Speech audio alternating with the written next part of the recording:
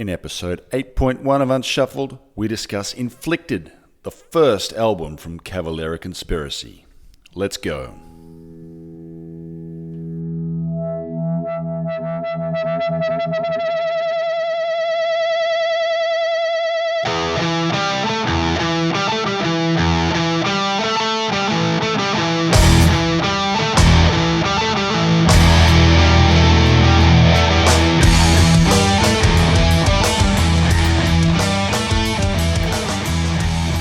Welcome, listeners, once again. Welcome back to Unshuffled, and welcome to all our first-time listeners, of course. I'm your host, Matt, and joining me, as he always joins me, but from a slightly different place than you might be used to, Mr. Scotty D! Do you think they can hear in our voice when we travel around the world? I don't know. There's a few things they might notice different, namely no baseball games outside your classroom window this time. That is true. That is true. I just wonder, like, when they hear me speak, they're like, "Oh yeah, he's definitely in Vermont." Yeah. Well, good morning to you. You know, the other thing is that nobody out there in our listening world cares about, but normally you're the one doing the morning shift, and I've got the afternoon. Now we've reversed that. So good morning to you, Matt. And good afternoon to you. I think they might notice it because I'm normally a little bit, I'm not really a morning person, put it that way. So maybe you'll notice a bit of perkiness. It's afternoon here, a nice summer afternoon in the Belgian countryside. So you might hear the sounds of birds chirping through my window, and I think I can hear some lawnmowers off in the distance just for a bit of ambient noise here. Anyway, we are Unshuffled. Thanks, listeners. We always appreciate you tuning in.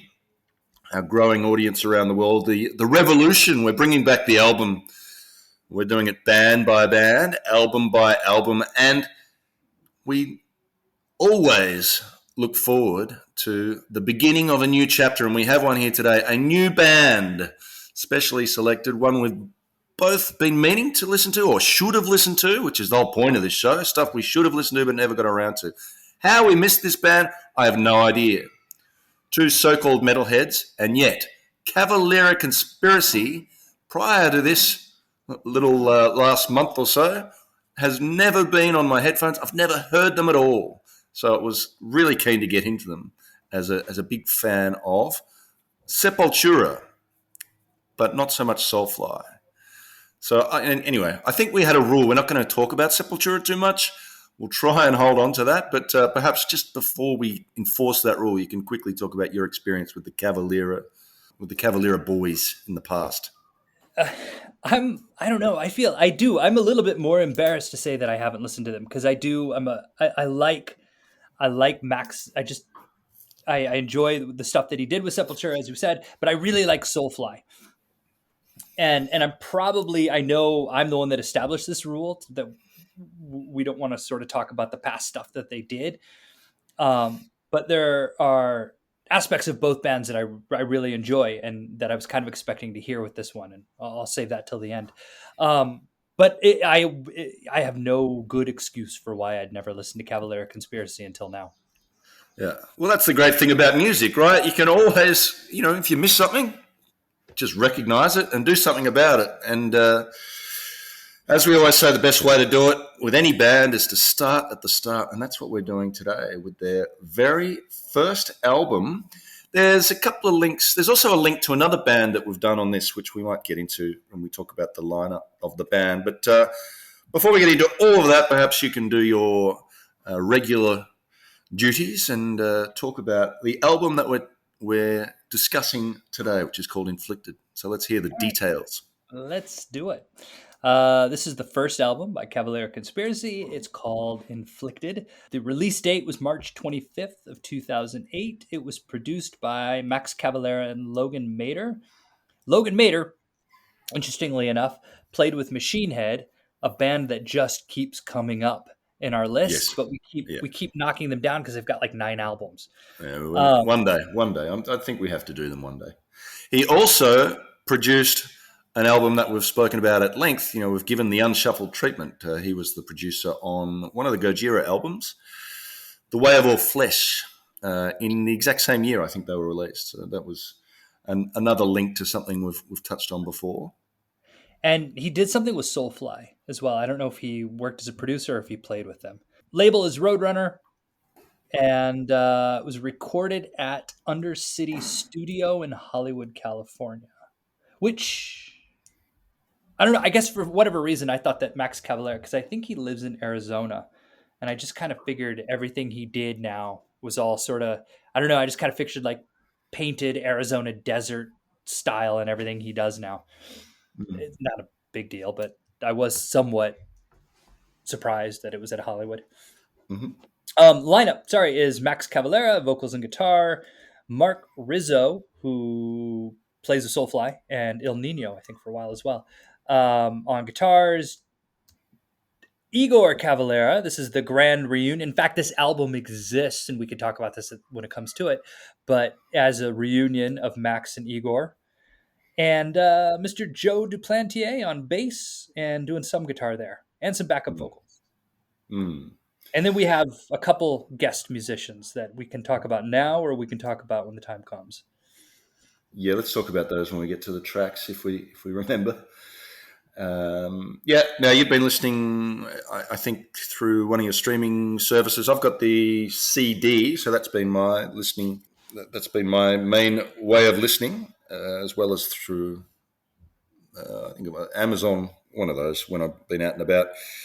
Interesting CD cover, very plain cover, just a plain red background. It's a plain red background with the band's logo, which is a stylized CC back to back. Very reminiscent, I thought, of the Black Flag symbol with the vertical bars. And apparently the logo design is done by someone called, what's her name? Lema Layton, who also contributed some music and I believe is the wife of one of them, perhaps Igor's wife. So she's done the logo, and I'll put a link to some of her stuff. And she did the stuff in the outro and the very last track. So she's a DJ as well. So, but a cool symbol, and I think not. I think you'd agree with the Black Flag comparison there. Yeah, I saw the same thing. I really like this album cover. I think I like that it's very sort of clean. I like when bands have cool logos, right? And so you mentioned Black Flag, even like Van Halen with like the VH or Dead Kennedys with the DK. Yeah. I don't know. I like when a band has a cool logo. I like that Cavalera Conspiracy comes out of the gate with their cool little logo. Yeah, and I think that's consistent. Having looked ahead to the album covers, I think they keep that very clean and simple style on their future albums too. I read somewhere actually that the band was originally supposed to be called Inflikted. Yeah, I read that, and there was some link to Indonesia, or like to a yeah. I think I talk about that when we talk about the song. Maybe I don't. Yes, I do. I talk about that in track 1. Okay. Well, with that in mind, do you want to get into it? Are we ready to? Yeah, let's do it. Is there anything else we need to discuss before we do that? I don't think so. I think we're good. I might just remind the listeners that if you haven't listened to this yet, please pause this, come back to it.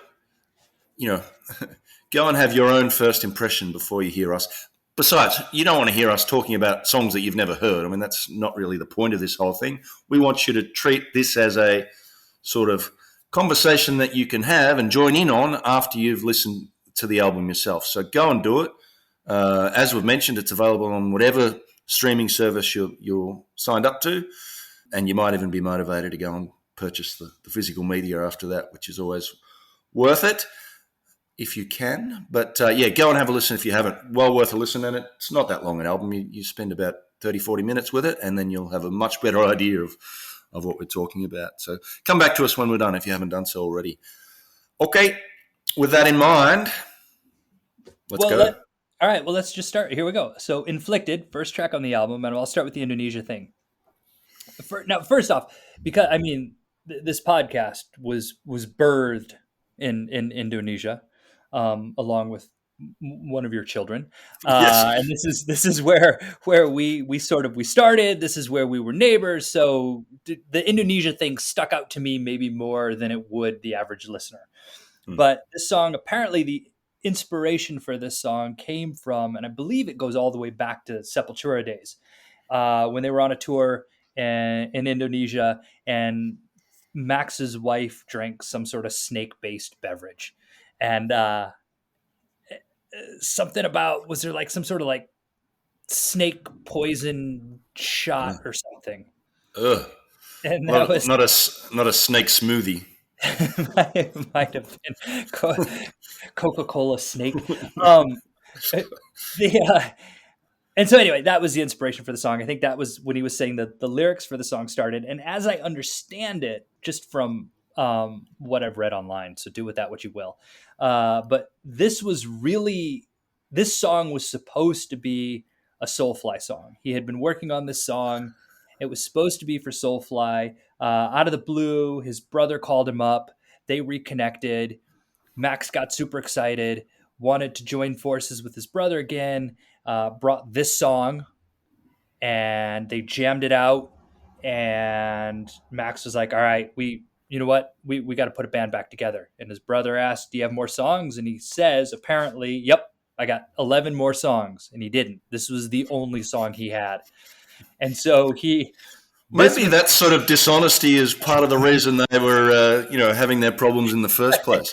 right. So apparently he went back home, whipped up 11 more songs quickly to bring something back to Igor to do the album. Anyway, so this song was sort of it started early days, I think pre-Soulfly, brought the brothers back together, was originally going to be the title of the band or the name of the band, but then for whatever reason it wasn't. Here's why. Because there's another band called Inflikted, and that was the reason for the stylized spelling. The K instead of the C was because when it was going to be the band name, they had to change it to a K, and then they just changed it all together. Anyway, all right. Okay. So the beginning of the song, I feel, has kind of like this. There's a new metal sound to this song, and if you look at the date, like, okay, 2007 is probably when they were working on it. So all right, it was sort of what was happening at the time.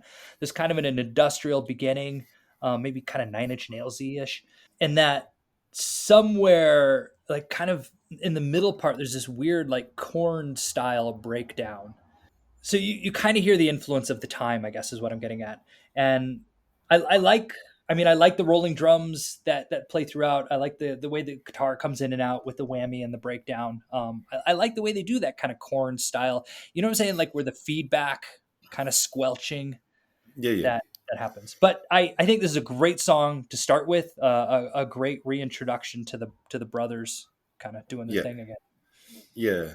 So, I mean, of the four elements of this band, the one that's new for me, and it's not new for you, is the guitarist, Mark Rizzo, or Rizzo as I would have pronounced it, or as my Italian wife would have pronounced it. So he's the new thing for me. The other stuff sounds very familiar, but I've never heard Rizzo before. And that's the thing that jumped out straight away. That sound was that discordant sound in the first few bars. It's like fingernails down a chalkboard. It instantly just grabs your attention. And there's a crazy solo he plays later on. We spoke on the last album we reviewed, which had a Tom Morello solo, about this idea of a guitarist sounding like they're from another planet, like this alien sound. And there's very few times that feeling gets evoked, but I found it listening to Morello. Probably, I remember the first time I listened to "And Justice for All" by Metallica. I just thought, well, this is from Neptune or something, that alien sound. But I get that in Rizzo's guitar playing, and I love it. And I love the solo he plays in this. I like the link to Indonesia, and it feels Sepultura to me. I think that's the last time I can mention them. I think that's my quota already. But they always represent to me the third world and the anger and frustration of growing up in a third world country and just dealing with the injustice of it. and being confronted with it, and that's what it's always represented to me. So I like the fact that there's this link back to Indonesia, which is, another country that has its share of troubles and injustices, as we've seen having lived there. So this very much represented that third world uprising that that the two brothers have always represented to me. So yeah, great song. Really enjoyed it, and a really strong opening. The next song is called Sanctuary. This is the single. There's a film clip that goes with it. And it's a funny film clip. It's a sort of tongue-in-cheek horror film. I thought it was okay. My issue with the film clip is that it annoys me when film clips, that there's sound effects that intrude on the actual song. So yeah, there's this sort of I don't know, this sort of undead creature that goes on a rampage through the studio they're playing in, which is good fun. But then yeah, he's sort of, the growls of this creature intrude on the music. But the song itself, I can see why they've chosen it. It's a crazy thrash song, this one, particularly the drumming on this. And we've spoken about Igor in the past, particularly when we were speaking about what's his name, Mario Duplantier, and his influence as a drummer. And Igor, to me, was always him and Dave Lombardo, but I think Igor just stood out in his, just that, and again, that third world, that sort of Latin syncopation that he brought, whereas a lot of the metal drummers at the time were much more straight. How do I put this into words? That's kind of the whole point of a podcast, right? But you know what I mean. The syncopation, that almost sort of Latin influence that he brings to his drumming, and a bit of a tribal sound. He's insane on this track. If you just I'd love to isolate the drum track. It almost sounds like it's impossible. I don't know how he pulls this off, but he's obviously still a real force here, and he was keen to demonstrate that. Great riff. Another one of those alien solos. And I also found some Arise era sort of influences here. So they're definitely bringing in all of the things from their past. But yeah, the drumming stood out for me on this one. How about you? This is an album, I think, all the way through. This was okay. So it's similar to kind of a problem I ran into with Gojira. I don't know how to properly put words to what I'm trying to say about the drums, and that's what just happened to you. And it's Yes. It's the same thing that happened to me when talking about Gojira, and I think I'm going to see the same thing coming up here, because I don't know how to describe it. It's like, oh, that cool rolling drum beat or whatever at like 1 minute 26.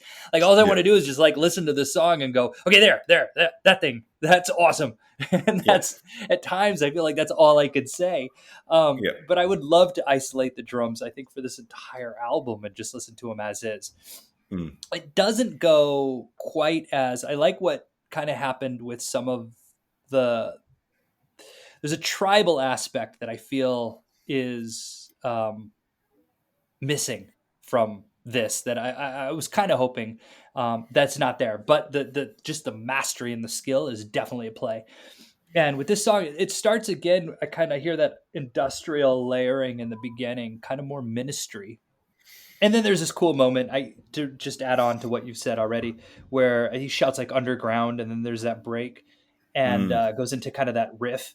But I like the way that the guitar is kind of like, it's almost like the guitar is sort of just like echoing off into the distance of the song, right? Like it's just, I don't know, there's this echo or reverberation, and the guitar kind of just disappears and then comes back. So sonically, I really like kind of what they're doing with it.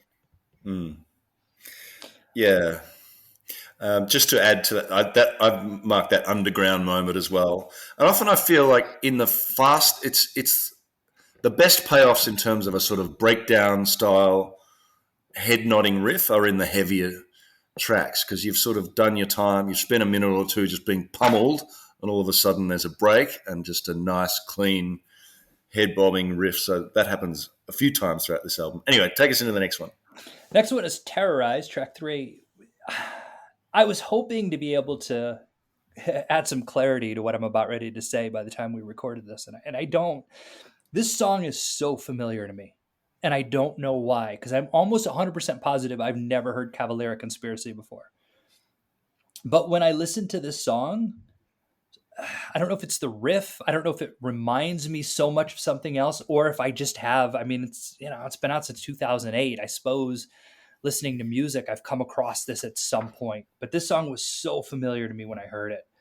There's the riff, right? But then I love the drums as it's sort of winding down, and there's that sort of this like these syncopated beats kind of breaking it all up, similar to what you were talking about in Sanctuary. There is an element here that does remind me. I was listening when I was listening to this album, trying to figure out is where's the influence of Joe Duplantier, if it's there even at all. And there was some bits here where I feel kind of reminiscent of how the Duplantier brothers were inspired by the Cavalera brothers, or if Joe Duplantier had an influence, but it was a little bit in this song. And then I feel like the bridge, anytime you see anything Max Cavalera has done live, there's always that emphasis on kind of that circle pit, right? Where they Mm. kind of they do the thing around the circle and then start right. And the bridge kind of feels like it was sort of written for that. And then the end kind of just gives everybody a chance to catch their breath before they just go right in again. So it's almost Yeah. like there's a choreography to this song. Like this would be the metal version of line dancing. Yeah. In the liner notes for this one, there is a dedication on this song. It's dedicated to Jesus Pintado, rest in peace, who was in a band called Terrorizer. Apparently, according to, I don't know, Wikipedia or something, this is the person that coined the term grindcore as a new thing. And yeah, I don't know. Perhaps there's some Terrorizer influence. I'm not sure. But I haven't listened to Terrorizer myself. It's so thrashy. Um, the, this album and this song in particular, I think, we talk about albums being a call to arms. I think this is a literal call to arms. There's a lot of anger on this album, and you can hear it in the lyrics here. This "let's kill" is something that is said quite a lot. And it's a theme from this album that sort of, the world is so unjust, so unfair that, there's a sort of violent message here, which I'm not sure I'm overly, I understand it, I guess, but the music is the way you can let out those feelings, and I guess that's what it's always been about for them. So, yeah, it is a theme, and message aside, it's just a great rocking track, and again the Rizzo stuff. The discordant Rizzo sound stood out to me. The next one, Black Ark. Now, there is a guest vocalist on this one, Richie Cavalera. Do you know anything about Richie Cavalera, who I'm assuming he's related to them? Do you know how? His stepson. He's Max's stepson. Okay. And he's also a singer for a band called Incite. Do you know them? I don't. No, I don't know them. Um, it didn't stand out to me as being different, the vocally much different. So I don't know what his contribution is exactly. I heard it. So I didn't hear it as much when I was listening to this in preparation for it over the speakers that I have in my classroom. I couldn't distinguish the difference quite as much. But when I was listening to it this morning on my way to the dump, it was it in the car stereo. It was definitely more. It was more noticeable. Right. Yeah. Anyway, same sort of style. Nice to have some different input here and there, especially with the family connection. What stood out for me? I mean, look, with a lot of these songs are very similar, so there's not much to talk about for some of these. This had Igor's tom work was a standout thing. I always love it when he's up on the toms, and that's always a sort of signature sound of his, the Igor toms. and that's I suppose if you are looking for the tribal influence, you can hear it now and then on with his tom work here and there, and then that double kick, and in combination with Rizzo's otherworldly solos, you've got all the ingredients for sort of metal heaven. There's a bit of a slower finish and a chanting sort of ingredient throughout the latter half of this song, and a nice explosion for this song. This song goes out with a bang. So yeah, they were the things that stood out to me. But you know, enjoyed the song, and it's really rocking along at this point. So I was curious to know what a black arc was, I guess. Yeah, And what'd you come so up with? well, so I looked it up, and it's one of two things. It's either some sort of element or thing in kind of that whole. Are you familiar with World of Warhammer? Uh, I'm aware of it. I had I had a student once do a presentation on World of Warhammer, and it's like this crazy vast sort of thing that goes way beyond where we are even with Star Wars or Marvel, right? It's just this vast intricate world. Anyway, Black Ark is either something from that or it's Lee Scratch Perry's recording studio in Jamaica. So I'm tended to think that this song is probably, because if you look at the lyrics, I think it's more about sort of this world of Warhammer, and I think Richie Cavalera actually wrote the lyrics to this song. Okay. And so I think that's kind of, I don't know. I was just curious as to what it was about.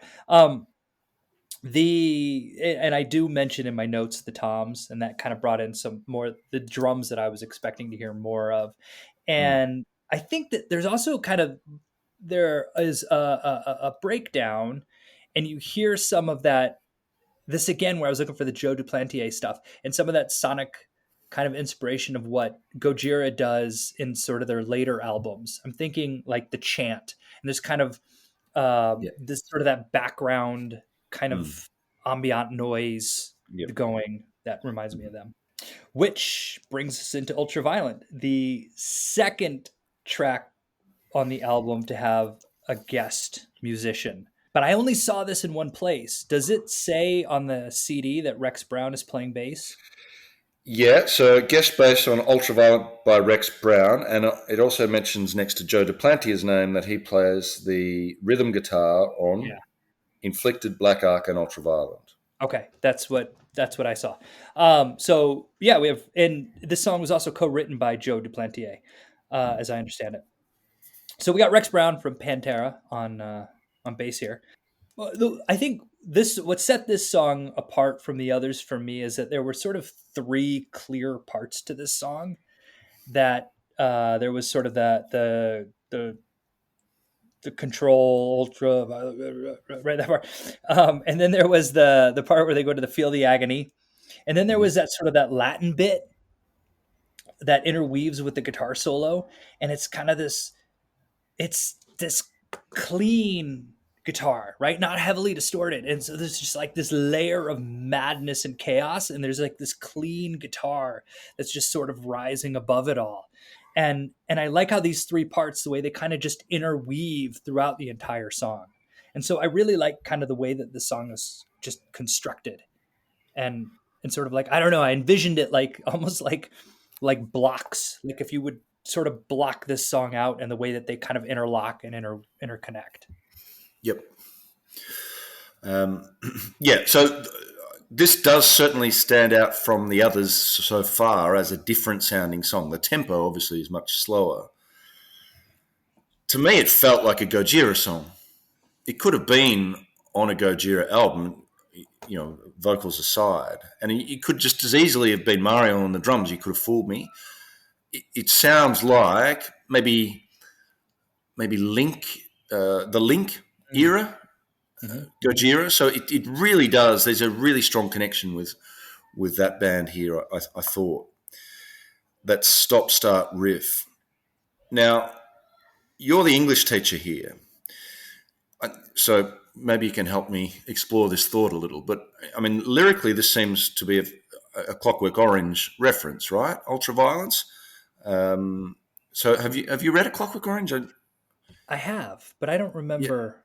because I guess in that bit that you said is Latin, the lyrics are Bolshi vidi dies irae, malchix bezumi dies irae, the vodkas droogs dies irae. Like, weren't droogs? Was that something in A Clockwork Orange? Like, aren't these words that those what was strange, violent people, they had this sort of language that they used, right. and You're they'd made right. up their own words. What was milk in A Clockwork Orange? Hold up. Milk. Yeah, yeah, yeah. Google away. I mean, if it I'm on it. takes to, we can always cut this out if we need to. But I think from my read, when I read these, I just thought, oh yeah, I think they're A Clockwork Orange words, but I'm not like Devotchkas, Droogs. Droogs was one. They Droogs was called each one. other Droogs. Yeah, yeah, yeah. And milk was Moloko, Moloko Plus. You're right. It was all like that sort of that offshoot of Russian. Yeah, Droogs was it was what they used. It was slang for friend. yeah. I didn't. How did I not? I didn't even put that together. I think Melchiks. I was so focused on the like the Dies Irae, Dies Irae. Yeah, yeah. I Um, didn't pick it up when I first listened to it, but just on reading the lyric sheet, I realised what they were saying. And then the yeah, ultra violence makes sense. The title of the song. yeah. It's a mix of. It's not. So it looks like it's a mix of Russian and Latin. Not every one of these words seems to be coming from A Clockwork Orange, Right. but like Droogs was that Yeah. was that obvious that was from. I don't think that's Russian. I think that's Clockwork Orange. And Melchiks, I think I seem to remember Melchiks. I mean, I only saw the film. I never read the book. Okay. But oh no, there's a website. Maybe we'll link to this. There's an appendix, a list of the NADSAT words and other fictional terms found in the book A Clockwork Orange by Anthony Burgess. So Melchiks. So there's a whole list here. We'll link to these in the Yep. show notes. Malchik is Russian for boy. Melchik is boy, and it's used in that as well. Okay. Uh, so we've got Devochkas, which is a young woman. Huh. Bazumi. What's Bazumi? Mad, crazy. Yeah, so yeah, these are all Clockwork Orange Yeah. words. So there you go. There you go. I must read that book. Is it worth reading? I mean, obviously it's a classic, but I mean, I the liked the. I mean, I don't know, such a thing an English teacher would say. I like the book better than the movie. of course you did. It was. But I guess I. Yeah. There's stories. I feel like the movie focused on the violence, which the violence is definitely there in the book. Yeah, But there are sort of side stories that happen in the book that aren't picked up in the movie. right. Oh, we're on a tangent here, but I actually read a criticism by Tarantino of the film. He didn't like it, and surprisingly, because he found that Kubrick was trying to sort of intellectualize the violence and trying to say, "Oh no, I'm not glorifying it," and Tarantino saying, "Of course he was, of course he was," like Yeah. the The violence movie. was central to the film. You can't pretend like anyway. That was a complete tangent. But seeing the film didn't inspire me to read the book. But what's it like? It's about the descent of society into the sort of unraveling of society, and a much more violent, you know, a violent change in the times. Is that right? Something like that. It is. Well, and then the sort of the whole thing with like the Russian connection was also a product of its time Mm. because there was that fear of like the Red Scare that was happening at the time. Yep. Because it was, I think it was from like 1960s was when it was, but it was sort of dystopian, but it was also supposed to be, it was satire. It was written as satire, and it was supposed to Mm. be just like sort of dark comedy. Mm. Yeah, and I think I guess Kubrick. I don't know. I haven't seen the movie in so long. It's not Mm. funny. I mean, it's satirical and this dark comedy, but it's not like it's Mm. not funny. If that makes Mm. any sense. I guess there's some iconic images that have come out of it, but we really are on a tangent here. What were we talking about? Cavalera conspiracy. That's right. Ultraviolet. So, well, it finishes with a great a classic Cavalera grunt. So maybe let's finish our discussion of Ultraviolet and our sort of unpacking of it here with a whoo, and get into the next one, which is called Hex. I can't even remember whose turn it is, so let me go. Now, Hex. Now, here, and these two brothers have always had a big influence from the punk scene, and it really comes through here. When they toured Australia in the early 90s, I bought, and there's probably prior to my CD collection, is an autographed copy of the Australian tour CD, and on it is a cover of a Dead Kennedy song called Drug Me. And I think there's a big influence from punk. You know, you can see it in the logo, and I think there's a lot of punk aspects to this band and this album.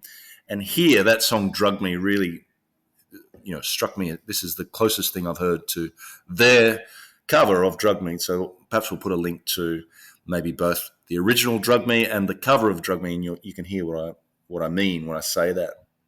Lyrically, I have no idea. Something violent. I'm not sure. Hex. But yeah, in the same, like Drug Me just had a repeated, like in the chorus was just drug me, and this is just a similar vocal thing in the chorus. So really fast, some nice vocal effects in the latter half of the song, and a great riff that sort of in the, I think it's in the second half, the Like a Hex bit. And some nice bass. The bass jumped out at me on this one as well, as it does in the Drug Me when everything stops and you get a doo-doo-doo-doo-doo-doo-doo, like that, as punk bands often do. Anyway, so that were my thoughts, the link back to the Dead Kennedys and some of their early influences. We've got this one and the next one, I think, are two of the shortest songs. No, I guess there's one more. But these were kind of in some of the shorter songs here. And this one just sort of just crashes out of the speaker and is relentless from start to finish. Again, I feel like there's a bit of a choreography bit for this. It sort of like there's a break for the circle moshing that's happening at the halfway point. And I really like how at the end, it sort of gives Igor a chance to kind of just be pulled out front, right? And we've just kind of got the vocals and the drums sort of ending the song. Yeah, which takes us into the doom of all fires, track 7. This one, this is the shortest song on the album. He throws in some Portuguese, I think, for the lyrics. Is that what it is? I don't know. I thought the last one was Latin, and turns out it was Clockwork Orange. So maybe I should have gone beyond half-assed research on this. Ask me in 6 months, I'll tell you if it's Portuguese or not. That's right. You'll know in time, won't you? Do you want to make that announcement? I'm moving to Portugal, everyone. Anyway. The end is a great thrashy riff plus guitar solo. It's not a long song, but it kind of covers all of the bases for a solid thrash tune. Yeah, another Igor showcase as well. This is and you can hear, I've spoken about the themes of the sort of third world uprising, and you can hear that in the lyrics here. The crash of the West, the fallen, not forgotten, shall inherit this earth. I like the idea of the third world at some point in the future taking over, and I imagine they might do a better job than the first world seems to be doing, running the show. You never know. I don't know what those words are. Tatoda, detona, mix hell. There's a connection there. Mix hell is the name of the DJ, Igor's wife that I mentioned earlier. I think she and Igor, their little musical outfit is called Mixhell, so they've managed to throw in a link there. What's her name? Lama Layton, I think. The crazy finish to this really stood out. The really fast, almost just blah, blah, blah, vocals. It reminded me a little bit of Postmortem by Slayer, that fast bit in that where you've just got to get the words out as fast as you can. The next song, now, Blood Brawl. This to me is the centerpiece of the album. I'm calling it now. This is my favorite song on the album. You mentioned a song in 3 parts. This is another song in 3 distinct parts. What a riff to kick it off. I love the central riff in that opening, and the fact that we get one of those ooh to kick the riff off is just so good. But each part of this is superb. So you get that cool rocking riff in the first third of the song, and then it all stops and we get a doom, doom, doom, doom. You know, that big massive drum sound into the slower middle section. The resolution of that middle riff is my favorite part on the album.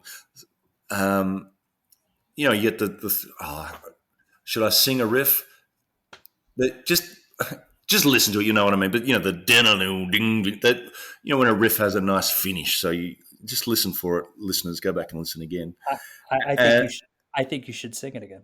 No, that'll do.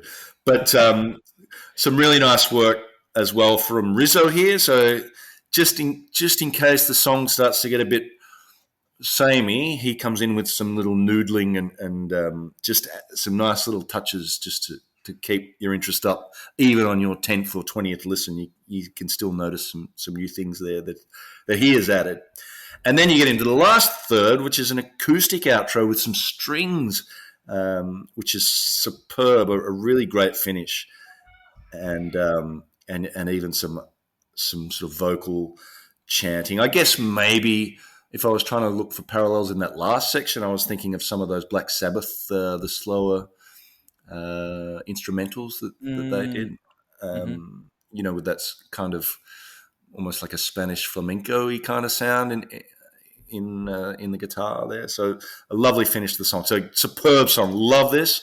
I don't think it's one they play live. I haven't even heard of much talk about this as a great song or anything, but to me it's just incredible. I love it. So I don't know if you felt the same. Some was it didgeridoo right at the very end? I think it might even, or some sort of, so there's a bit of tribal touch just at the very end too, just in case the rest of it wasn't enough. But yeah, what are your thoughts? Yeah, so I didn't mention, by the way, this was also one of I was torn between this one or Ultraviolent as my favorites for the album. You've kind of just locked on to, you've said everything that I have written down to say about it. But but I wonder if the idea of them not having played it live is the fact that I think that final piece of the song, which is so critical to the song, is probably pretty hard to pull off live. Just with the sort of that haunting choir that's kind of happening behind it, and it's a real sort of just that buildup of the ambiance is probably pretty difficult to pull off. It almost at times feels like 2 separate songs. There is a thread that links it all together, but this is a really cool song. It's one of the longest ones on the album, and I've talked about this a lot. I don't know why I get so focused on sequencing. But I mean, that's what we're doing. We're talking about an album, and sequencing is such it's a major art of putting together an album, is putting the songs in the right order. And I always feel like track 8, that's always the one where if they're going to try to like hide a song or bury a song, they're going to throw it in track 8. And so I like that whenever an album jumps out and track 8 is one of the better songs on the album. I don't know. I think there's something to be said for that. Okay, which moves us into Never Trust, another short song. I'm going to be honest, I don't have much to say about this. There are, like Hex, it kind of crashes out of the speakers relentlessly from start to finish. I looked at the lyrics, and there's a line there where it says, like, never trust the emo kids, never trust the Fallout Boy. And I was just, is this personal? Is he... So... I don't know what to make of that. While you're on the lyrics, there's a line in here that I misheard, and I've been singing it every time. It's never trust the Two-Faced, but for some reason I heard that as never trust the toothpaste. And I've been looking at my toothpaste very suspiciously ever since. What's in you, toothpaste? Let me read the ingredients again. But yeah, really short song. This is another one of those big. There's a big punk influence here, so pick your sort of hardcore punk band, Dead Kennedys, Black Flag, whatever. And even the name of the song, it sounds like a punk band. Never Trust. So yeah, big influence here. Over very quickly, but it's still very enjoyable. The next one. At this point, I'm starting to run out of things to say. I mean, they're all good songs at this point. This next one's called Hearts of Darkness. So perhaps there's another literary reference in there, although I didn't notice. I don't think it's a direct reference to the Conrad book, although they wouldn't be the first metal band to include something like that. A sort of galloping riff in this one. All I've written in this is that it's just super thrashy and cool. So hopefully you've got something more to say about it than that. But there's a nice outro in this one, a kind of a dub outro, and I think that's the sort of stuff that Igor and his partner play, and it leads into sets up the next song very nicely. But before we move on to the next song, have you got anything extra to add about Hearts of Darkness other than super thrashy and cool? I think that lyrically this album on the whole I found disappointing.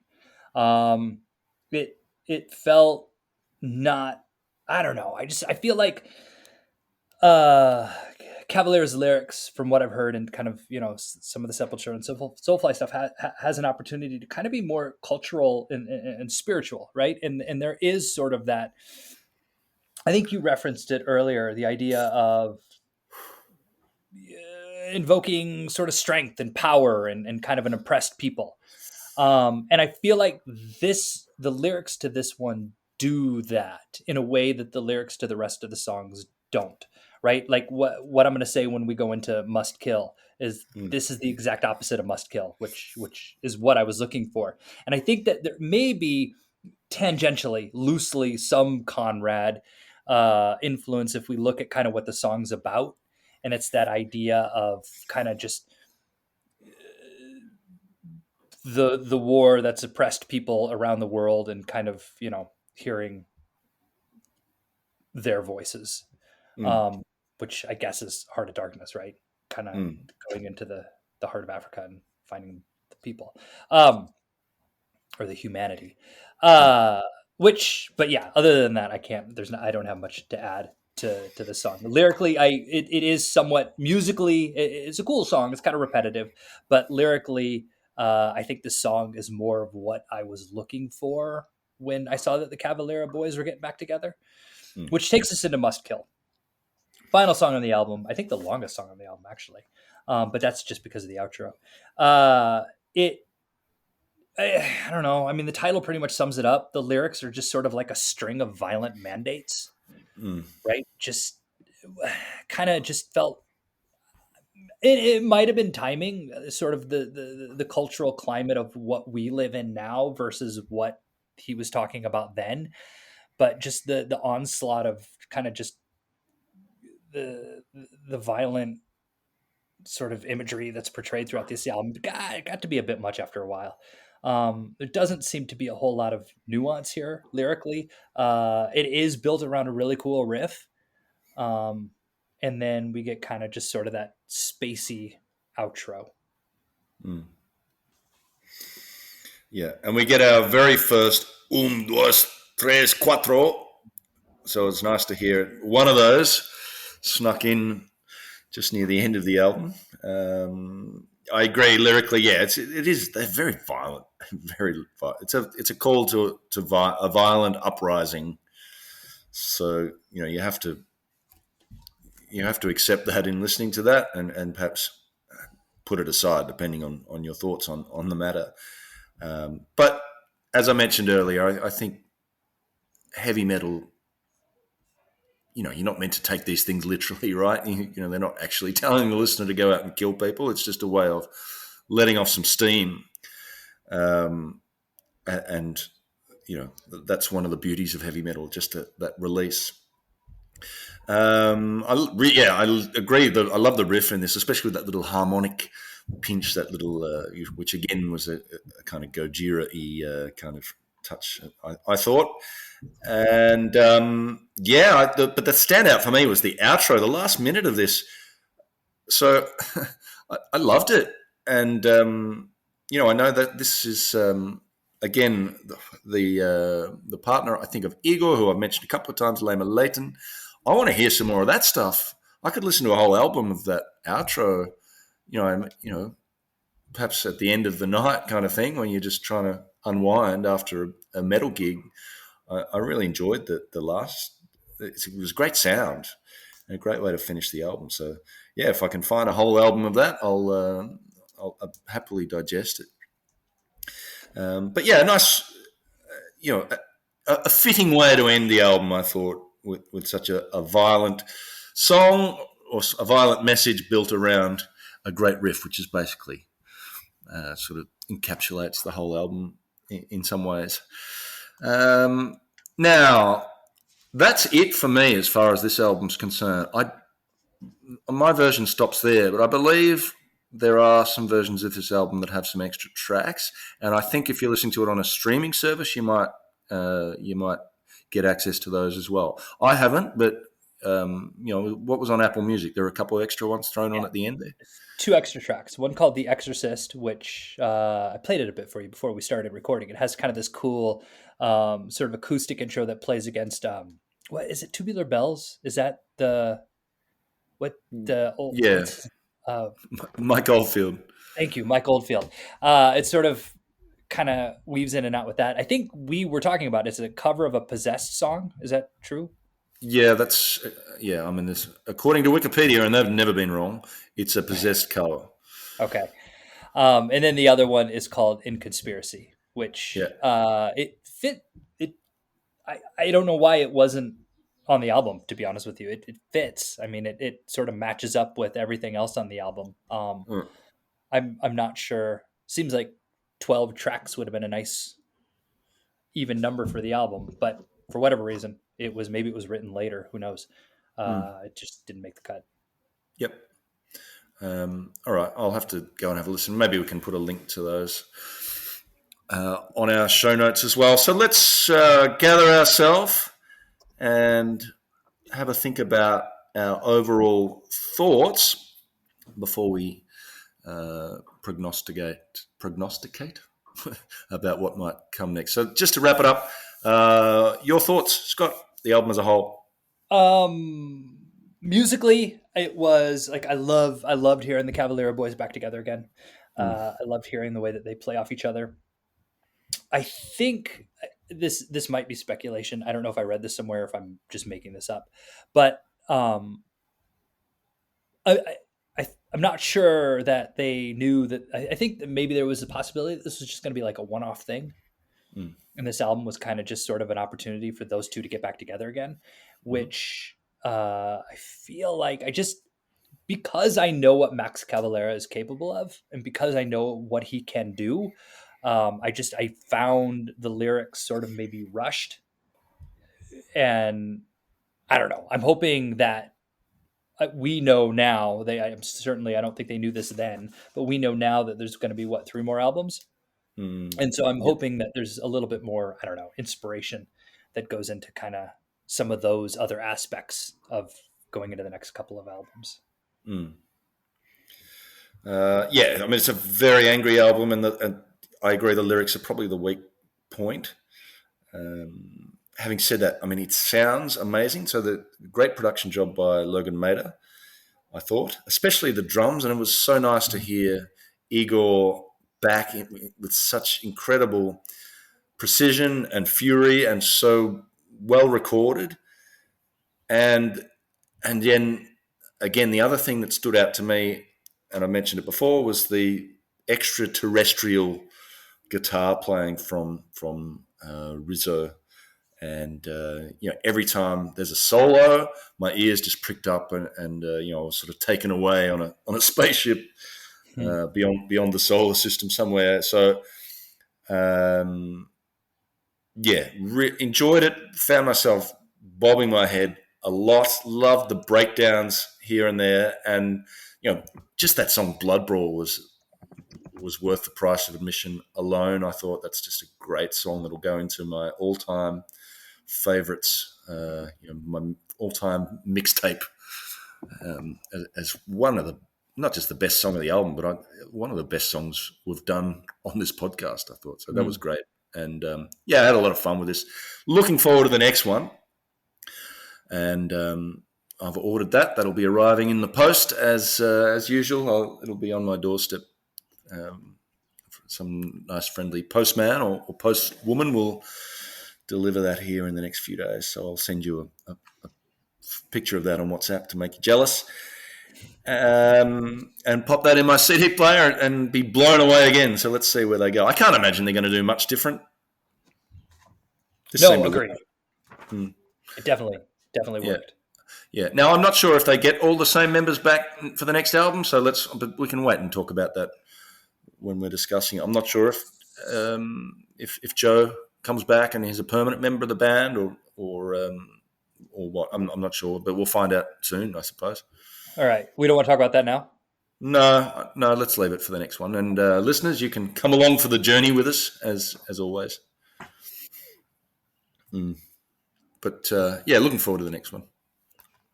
All right. Yeah, so in fact, you've given it a listen already. Is that right?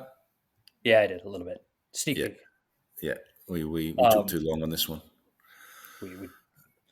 It was life. Life was happening. Yeah. You got to listen to something on your way to the dump. That's the part. I think every time we come back, I that's like, because we always do these recordings on a Saturday, and I got to get up early in the morning because it's not technically a dump. It's called a transfer station. Some guy comes out with a truck and gathers your garbage and then takes it to the dump himself. Anyway, but he only does it for like this certain 3-hour chunk of time, and if you get there too late, it's like backed up, and you're standing in line with just everybody in their garbage. So I got to get there early, and that's the whole thing about my drive on those Saturday mornings is listening to the album that we're going to talk about, that one final listen while dodging moose who are trying to run out on a traffic. Is that the plural of moose? Is moose the plural of moose? I think so. I think so. I've only lived in moose-populated areas for 3 years. So my wife would have fun with that one. And it tends to be those herd animals that run out in front of traffic, like deer and moose and kangaroos. And but kangaroo, I should say. Kangaroo. We need to do the band promo. We must not forget that. Let's do it now. Do you want to go first or me? I'll go. I'm going to give one vote to Joe Duplantier. Why? Because he's Joe Duplantier. And, you just got to sneak him in. Hail the great man. I mean, he's just I just really like the guy. So he gets a vote for that. I'm a little bit of an influence, especially on that Ultraviolence song. I thought that sounded like a classic Gojira and had me pining for a bit of Gojira there. And I think, maybe it was his influence that allowed them to hook up with Logan Mader. I'm not sure, or maybe I don't know which way it worked, but and I love the production on this. So, well done to Joe. It was difficult tossing up for my best on ground versus my second best. So I'm gonna give. I can't bring myself to do it. I'm so tempted, but Rizzo's going to get my 2 votes, and I just can't listen to a drumming performance like this and not give it the 3 votes. It's just one of my favorite all-time drummers, and he's in incredible form here, and it's beautifully recorded, as I mentioned. So it was very close between Rizzo and Igor, but Igor gets the 3 votes and Rizzo the 2 for me. All right. So for me, I gave my one vote to I gave it to Rizzo. I had to. I couldn't. My top two votes had to go to the Cavalera brothers, Right. and what I wrestled with was who got what. Hmm. Um, the performance on the album, and this is where maybe I need some clarity on what we're voting on here. But the performance on the album, I Don't, have to don't ask for clarity. I have to go with I have no Igor. idea what we're voting on. I have to go with Igor. But the fact that Max, so the fact that Max Cavalera basically put this album together, whipped these songs up out of nowhere, Yeah. just purely because so he had an excuse to jam with his brother, means I got to give. I'm giving Igor my 2 votes, and I'm giving Max my 3 votes. Just Oh, the there you go. inspiration that went into it, Yeah. and putting this whole thing together. Okay. Yeah. I And I like. will say the other reason Max might have bought my 3 votes is do you know Cameo? Yeah. Like It's word up. that thing where you go The ahead and band you the, the band that sang "Word Up." no, it's Oh, that the app where you go pay a famous person to send a message to somebody. Anyway, right. a, a buddy of mine, this comes back. So I know right now I see on your face that you're like, oh, this is getting cut. But hold on, stay with me. A buddy of mine is a mayor back home in Iowa. And during the whole COVID thing, he was doing a mask mandate for his town. And there was this whole uprising and people were mad at him. And the governor was mad at him. And he was like, no, this is like early days of COVID before vaccine. And so I sent Max Cavalera was on Cameo, and I had him send a message to my buddy, and he sang like he just sat there and gave this like cool message and was calling him like Metal Matt the Mayor and all this cool stuff, and sang like a Soulfly song. What? Um, it was awesome. It was anyway. So how can I got to give Max 3 votes just based on that alone? Yeah, we give him 3 for the rest of the albums as well. There are so many things in that that need unpacking, but that's probably going to be an extra hour. So It's yeah, getting cut, isn't it? You're cutting it. no, I'm not cutting it. I'm not cutting it. It's staying in. As if I would cut anything important out of this. Is just what you hear is what you get, listeners. We don't leave stuff on the cutting room floor. Unedited, It's just unshuffled, and unedited. exactly. So yeah, Matt the Mayor. I don't know. Is there anything you can link to? Is that on? Is that out in I don't know. He used the to public listen to our space? podcast. I think if we've lost, I don't know if he listens anymore. He used to listen. Right. I'll look. I don't know. I don't know if it's possible for me to share it. I'll see what I can find. I'll see what I All can right. do. If you don't find it, I'll just link to Word Up by Cameo, and that'll have to do. Okay. All right. Uh, all right. I think we've just about covered everything off, and even thrown in a funny little story at the end. Thank you, listeners. We do appreciate your time. Spending an hour with us, waffling on. We do appreciate it, and we hope it sort of adds something to your experience of the album, because it's fun to listen to an album, but it's nice to have someone to share it with, and that's kind of the role we're hoping to fill. Just an extra voice for you to think about what you've listened to and compare your thoughts to ours. So I hope you've enjoyed doing it with us. If this is a new band for you, I hope you enjoyed it just as much as we did, and you'll come with us as we continue with the next album, which I've ordered, but I've forgotten the name of it. Blunt Force Trauma. Ah, there we go. A very metal-sounding title, Blunt Force Trauma from 3 or 4 years after this one, I think. So Yep. let's wait and get into that one. So there's our next few weeks of listening and dump runs for you sorted, and yeah, I'm looking forward to it very much. I think we've chosen wisely, as they say near the end of that Indiana Jones film. You chose wisely.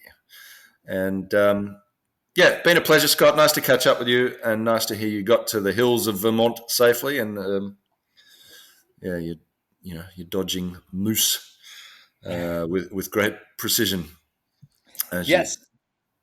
you bang your head to the Cavalera boys. Well done. So thank you, Scott. Thank you, as we always say, a special thank you to Small Stone, the fantastic US-based record label. And while you're in Vermont, you might want to stock up on your Small Stone, see what they've released in the last 12 months, and get some vinyl headed your way. The band you hear is called Seven Planets. They've been kind enough to allow us to use their track in the opening and closing part of the podcast. The album's called Explorer, and the track is called Vanguard. So go and check that out too if you like that. That's a lot of fun. It's instrumental fuzz rock, good stuff. Yeah. Yeah, no, Yep. thank you, Matt. Thank you, listener, and Metal Mayor Matt. If you're still listening, send us a link to that cameo if you can. Metal Mayor Matt. Oh man, I want to meet this guy. So yeah, I'm coming to meet you, Metal Mayor Matt, at some point in the future. And thanks to you, and thanks to all our listeners. We do appreciate it. We love the chance to do this, and it's just it's amazing to us that people listen to this and enjoy it. But we'll keep doing it while you're listening to us. So thank you to all our listeners. Thank you, Scott. Thank you, everyone. Thank you, Max and Igor and Joe and Mark, and thank you, world. This has been Unshuffled, and let's finish with on a suitable note. Ooh. Take care, all.